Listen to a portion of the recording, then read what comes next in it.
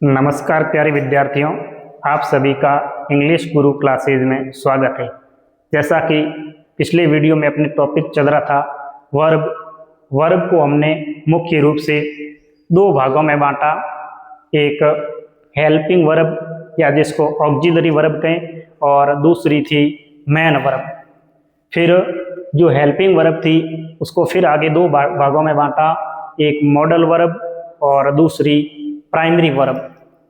तो modal verb जो अपना था टॉपिक था वो चल रहा था, उसमें 3-4 मॉडल वर्ब को हमने विस्तार से करवाया। उसी कड़ी में आज नेक्स्ट जो हमारी मॉडल वर्ब है वो है माइट। देखेंगे कि माइट का प्रयोग किन परिस्थितियों में कैसे किया जाता है। इसका प्रयोग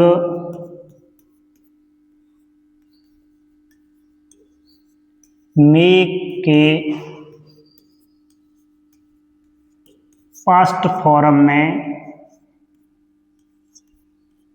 किया जाता है, यानी प्रेजेंट टाइम में जहां मे का प्रयोग करते हैं उसी वाक्य को अगर पास्ट फॉर्म में चेंज किया जाता है तो मे का माइट हो जाता है।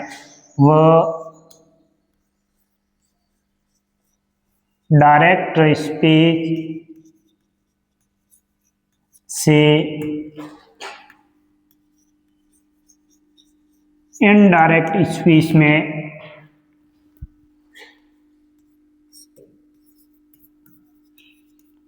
वाक्य बदलते हैं,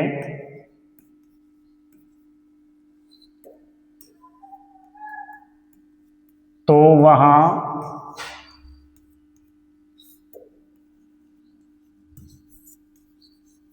मे का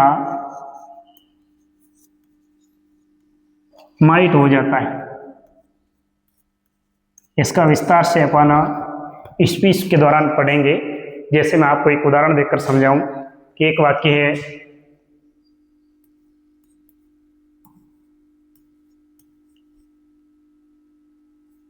he said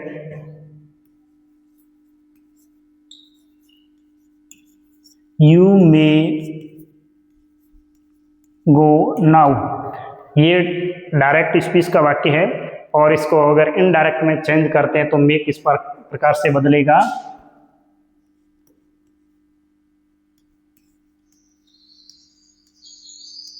he said that I might go then. देखिए मॉडल वर्ब है,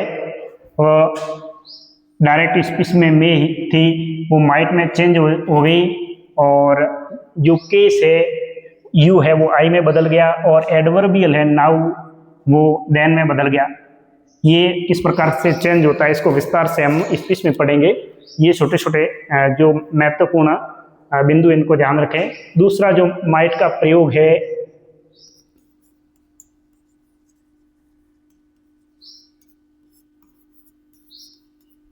माइट का प्रयोग लेस पॉसिबिलिटी,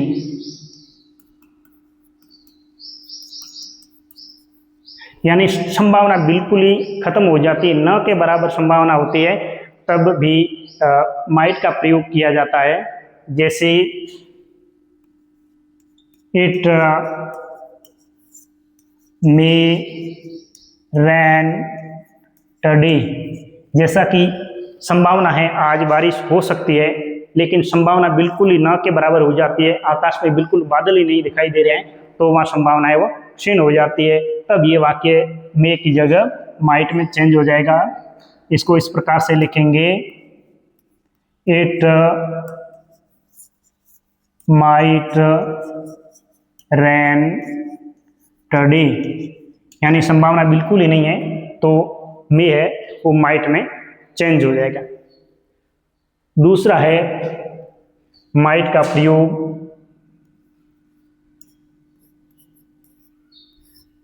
कोरी कल्पना, यानी ऐसी कल्पना जिसको फुलफिल नहीं किया जा सकता, ऐसा सेंटेंस होता है, बिल्कुल ही कोरी कल्पना होती है, जो पास्ट टाइम की होती है तो उसको व्यक्त करने के लिए भी माइट का प्रयोग किया जाता है। जैसे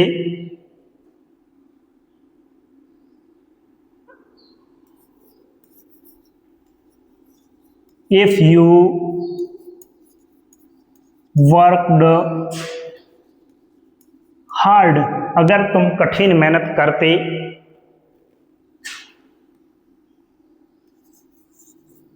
यू माइट पास, अगर तुम कठिन मेहनत करते तो तुम पास हो जाते। लेकिन ये कंडीशनल सेंटेंस है कि तुमने कठिन मेहनत की नहीं और फेल हो गए, जिसको अब फुलफिल नहीं किया जा सकता। तो ऐसी कोई कल्पना होती है, वहां भी माइट का प्रयोग किया जाता है। नेक्स्ट है अपना मॉडल वर्ब शैल।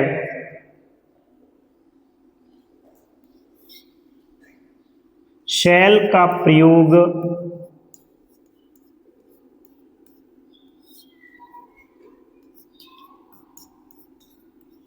फर्स्ट पर्सन के सब्जेक्ट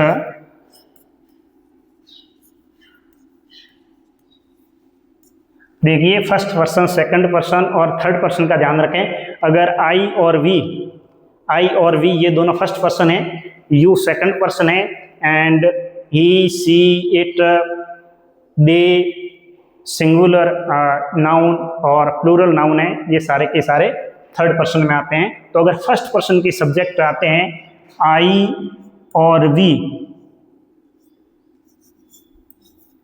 फर्स्ट पर्सन के सब्जेक्ट है आई और वी के साथ फ्यूचर के एक्शन, यानी जो कार्य भविष्य में होना है उसके एक्शन के लिए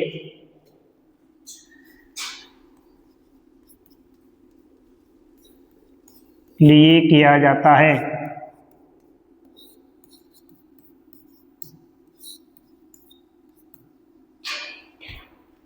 जैसे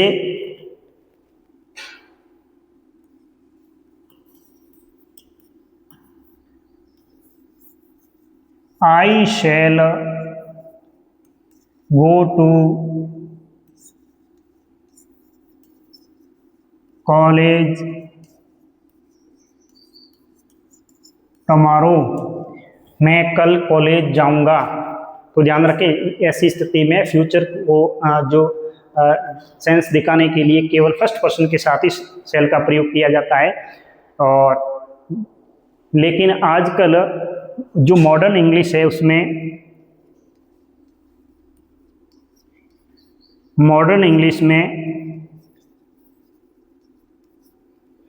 इस शैल की जगह विल का भी प्रयोग किया जाता है। लेकिन अगर वाक्य है वो इंट्रोगेटिव सेंस में हो, सेंटेंस है वो इंट्रोगेटिव हो, प्रश्नवाचक वाक्य हो, तो वहां पर विल का प्रयोग गलत हो जाएगा और शैल का प्रयोग ही सही होगा। मॉडर्न इंग्लिश में शैल के साथ साथ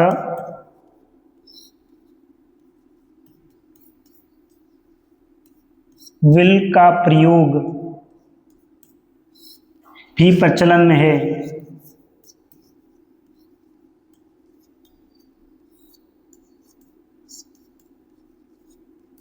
लेकिन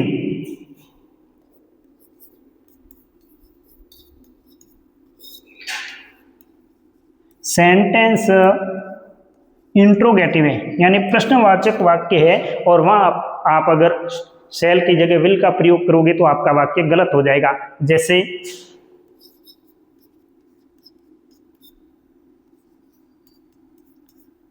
विल आई गो, ये इंट्रोगेटिव सेंटेंस है, विल आई गो। और दूसरा है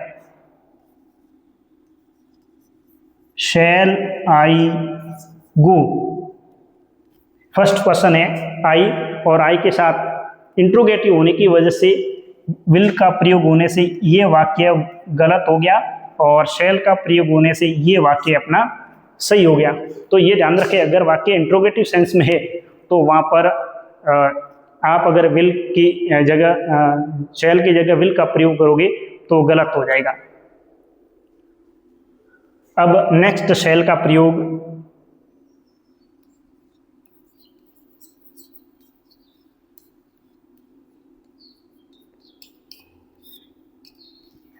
सेकंड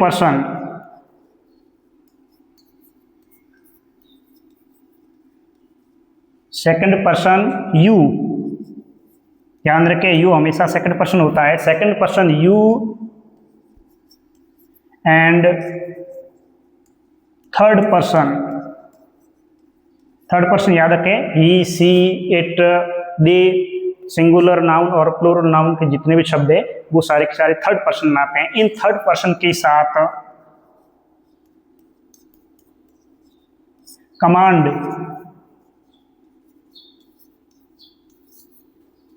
प्रोमेज,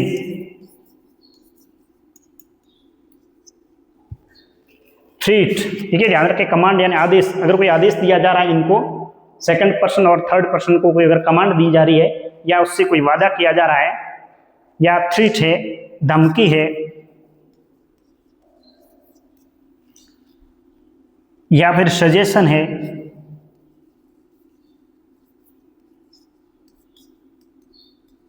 या कंपल्सन है,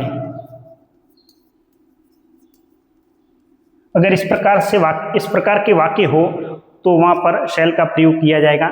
जैसे मैं आपको एक एक वाक्य का मैं प्रयोग करके दिखाऊं, तो जैसे कमांड है,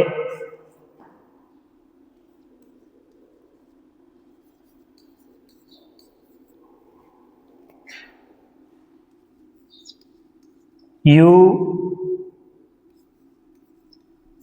शैल be leave the room at once. At once का मतलब तत्काल, आपको तत्काल रूम खाली करना होगा। इस प्रकार की अगर कमांड दी जाती है, आदेश दिया जाता है, तो वहां पर शैल का प्रयोग होगा। दूसरा है प्रोमिस है, किसी से अगर वादा किया जा रहा है तो वहां शैल का प्रयोग होगा। जैसे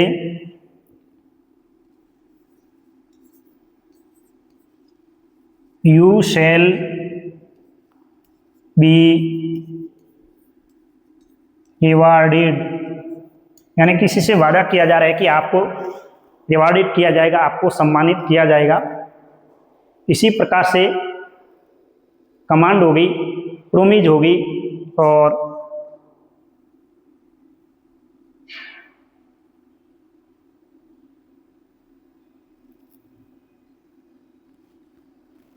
प्रोमिज और नेक्स्ट थ्रीट है। अगर थ्रीट का वाक्य आ गया,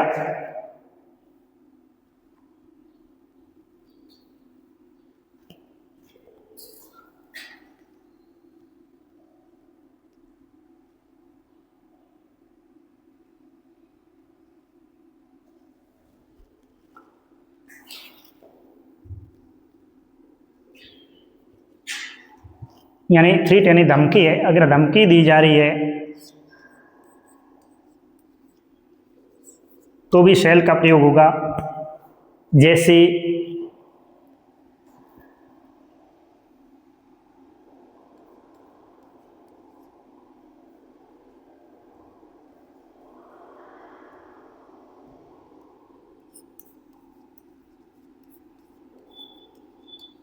ट्रेसपासर्स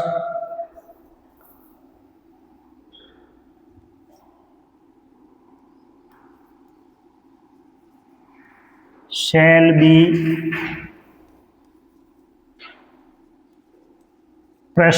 prosecuted, यानी जो ट्रेसपासर्स है, अतिक्रमी हैं, उनके खिलाफ कार्यवाही की जाएगी, उनके खिलाफ मुकदमा किया जाएगा। अगर ऐसा वाक्य आता है तो ये ध्यान रखें, ट्रेसपासर्स शैल बी प्रोसिक्यूटेड। इसी प्रकार से अगर कंपल्सन आता है, अनिवार्यता आती है,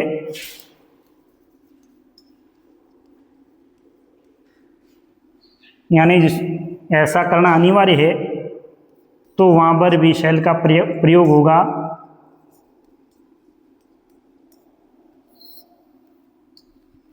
जैसे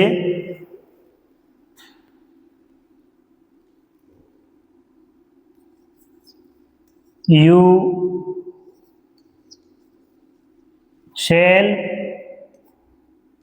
shall be present at 5 PM in the meeting. आपको 5 बजे तक मीटिंग में शामिल होना अनिवार्य है। तो इस प्रकार से वाक्य अनिवार्यता वाले भी आ जाते हैं। सजेशन अगर वाक्य आ गया सजेशन का,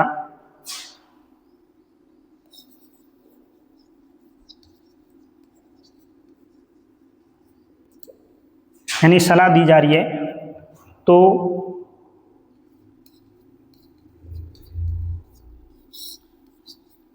सलाह के रूप में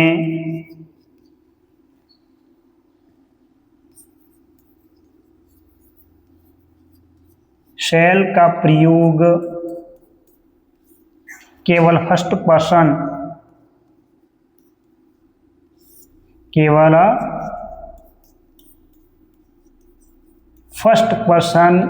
आई और वी के साथ ही होगा। ध्यान रखें, अगर कोई सजेशन दिया जा रहा है कि ऐसा किया जाए तो केवल फर्स्ट पर्सन है आई और वी, इसके साथ इसका प्रयोग किया जाएगा।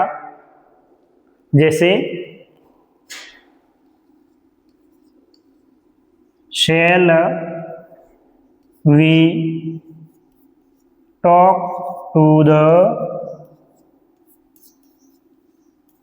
Teacher, shall we talk to the teacher, क्या हम टीचर से बात करें, ऐसा सजेशन है तो सजेशन के रूप में भी इसका प्रयोग किया जाएगा। नेक्स्ट जो अपना मॉडल है,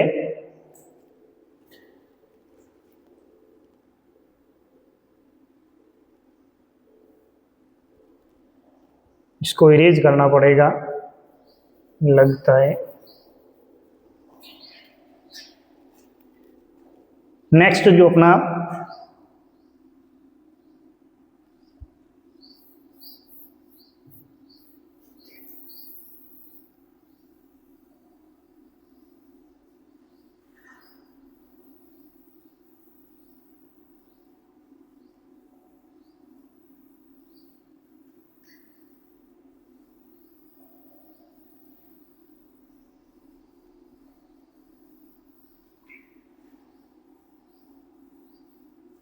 नेक्स्ट जो मॉडल वर्ब है वो आती है शैल के बाद वुड, यानी वुड का प्रयोग, जो मॉडल वर्ब है उसका प्रयोग कहाँ कैसे और किन परिस्थितियों में किया जाता है वो ध्यान रखें।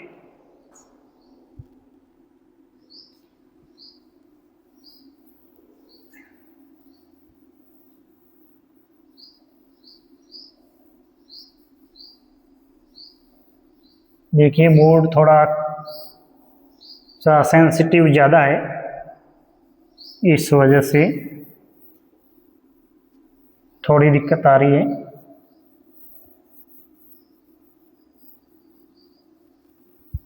तो नेक्स्ट चलते हैं, अपना नेक्स्ट जो मॉडल वर्ब है वुड।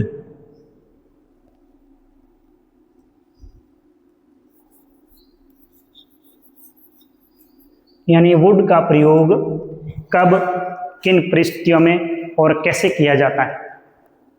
इसका प्रयोग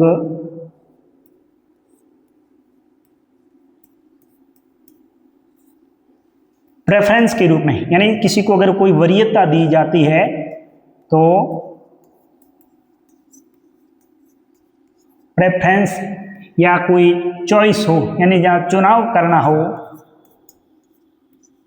या तो प्रेफरेंस हो या चुनाव करना हो, चॉइस हो, ऐसे वाक्यों में वुड का प्रयोग किया जाता है। चॉइस वाले वाक्यों में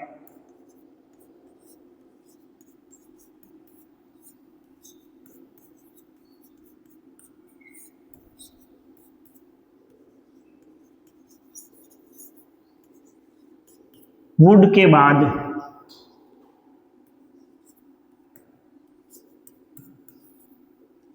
बाद रादर का प्रयोग होगा, रादर व देन का प्रयोग होगा। आप ध्यान रखें, किसी भी वाक्य में अगर वुड का प्रयोग करना है तो उससे पहले देखिए, अगर इस प्रकार का जो चॉइस है या आपको प्रेफरेंस है, तो दोनों वाक्यों में अगर वुड का प्रयोग तभी होगा जब वाक्य के अंदर या तो रादर और देन दोनों आएगा। जैसे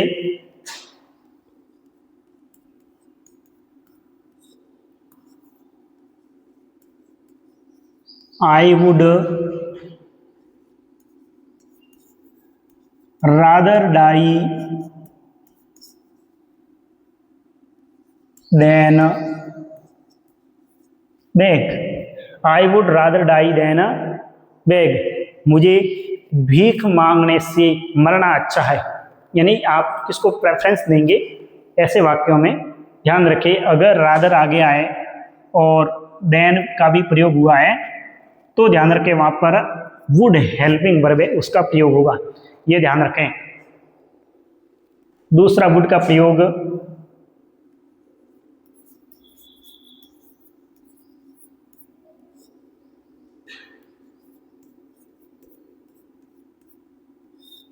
past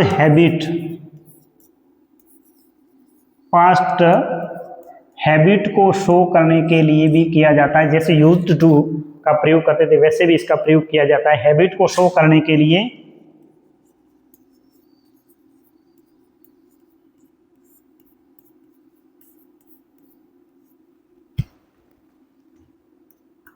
I would return on foot, मैं पैदल वापस आया करता था। इसका मतलब है जाते हुए किसी साधन से जाता और वापस आते हुए I would return on foot, यानी पैदल वापस आया करता था। दूसरा है वुड का प्रयोग कोरी कल्पना में भी होता है। वुड का प्रयोग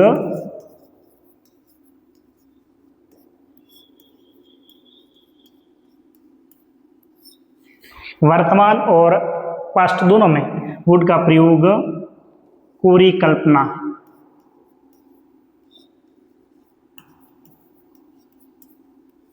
प्रेजेंट में देखें तो वर्तमान में देखें कि किस प्रकार अपन कल्पना कर सकते हैं जो फुलफिल नहीं होगी, केवल कोरी होगी। जैसे इफ आई वर बर्ड, अगर मैं एक पक्षी होता, अभी वर्तमान में if I were A bird I would fly in the sky, अगर मैं एक पक्षी होता तो मैं आकाश में उड़ता। ये कोरी कल्पना है जिसको फुलफिल नहीं किया जा सकता। तो ध्यान रखें, आपको यहाँ पर वर का प्रयोग हुआ है और इसलिए यहाँ पर वुड का प्रयोग होगा, ये ध्यान रखें। मॉडल वर्ब बहुत महत्वपूर्ण है, ये कई बार परीक्षा में पूछा जाता है। ये वुड ही पूछा जाता है अधिकतर। If I were A bird Khalistan I Khalistan fly in the sky, और कई बार परीक्षा में पूछा गया है ये। तो इस प्रकार से भी हो सकता है। दूसरा, अगर प्रेजेंट की जगह पास्ट की बात करें, यानी पास्ट में इसका प्रयोग कोरी कल्पना का कैसे प्रयोग होता, जैसे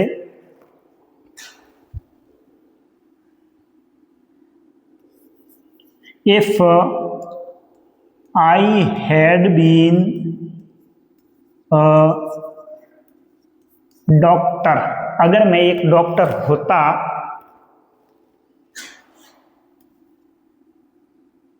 I would have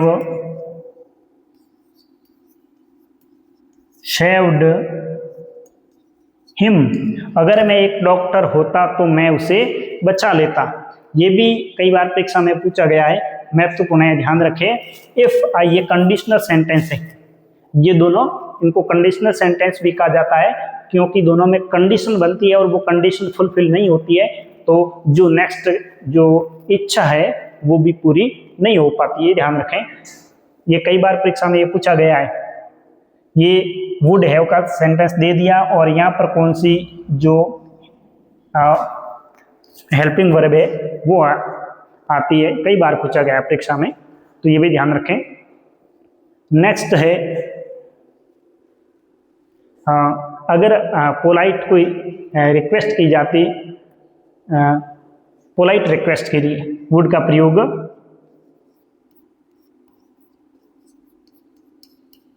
polite request,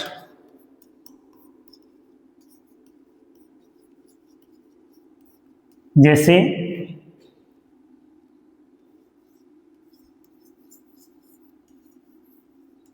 would you help me please, ये इंट्रोगेटिव वाक्य है। Would you help me please, क्या आप मेरी हेल्प करोगे। तो इस प्रकार से वुड की मैं खास जो प्रयोग है